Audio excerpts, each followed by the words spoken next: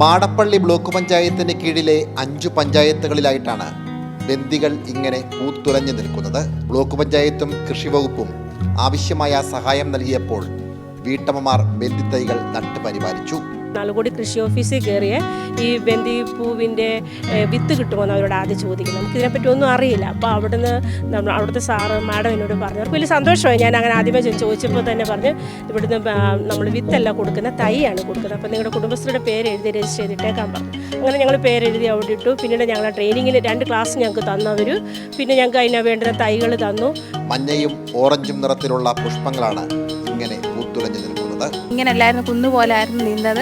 അത് JCB ഒക്കെ മറിച്ച് പിന്നെ വേറെ കുറേ അധ്വാനമുണ്ട്. ഇത് കളം ഇതുപോലെ ഇങ്ങനെ മണ്ണിങ്ങനെ കൂനയാക്കിയിട്ടൊക്കെ നടണമായിരുന്നു. പിന്നെ മഴയില്ലായിരുന്നു ആ സമയത്ത്. ഞങ്ങൾ അവിടെ നിന്ന് കിണറ്റിൽ നിന്ന് വെള്ളം കോരി ഞങ്ങൾ 4 പേരും കൂടെ ഒഴിച്ച് ഇത്രമേലാക്കിയത്. ഇപ്പോൾ പൂവൊക്കെ ആയിക്കഴിഞ്ഞ് വളരെയധികം സന്തോഷം. 5 പഞ്ചായത്തുകളിലായി വിവിധ കുടുംബശ്രീകളുടെ നേതൃത്വത്തിലായിരുന്നു തൈകൾ നട്ടത്. ഇതിനാവശ്യമായ സ്ഥലവാസികൾ സൗജന്യമായി നൽകി.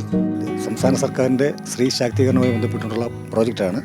ബ്ലോക്ക് പഞ്ചായത്തുകൾക്കാണ് അതിൻ്റെ ചുമതല. എല്ലാ സംസ്ഥാനത്തെ മുഴുവൻ ബ്ലോക്ക് പഞ്ചായത്തുകളും ഇത്തരം കൃഷി ഏറ്റെടുത്ത് നടത്തുന്നുണ്ട്. 2023-24 ജനകീയാസൂത്രണ പദ്ധതി പ്രകാരമാണ് നടപ്പിലാക്കുന്നത്. സ്ത്രീകളുടെ അവർക്കൊരു ചെറിയ വരുമാനം ലഭിക്കത്തക്ക രീതിയിലാണ് നമ്മൾ ഈ പദ്ധതി ചെയ്തു കൊടുക്കുന്നത്. വിത്തും വളവുമെല്ലാം ബ്ലോക്ക് പഞ്ചായത്താണ് കൊടുക്കുന്നത്. ബാക്കി ചെലവ് അവർ തന്നെ നിർവഹിക്കുകയാണ്. ഇപ്പോൾ കാര്യമായ വില ലഭിക്കുന്നില്ലെങ്കിലും ഓണത്തോടനുബന്ധിച്ച് മികച്ച വില ലഭിക്കുമെന്ന പ്രതീക്ഷയിലാണ് കൃഷി ഇറക്കിയ വനിതകൾ.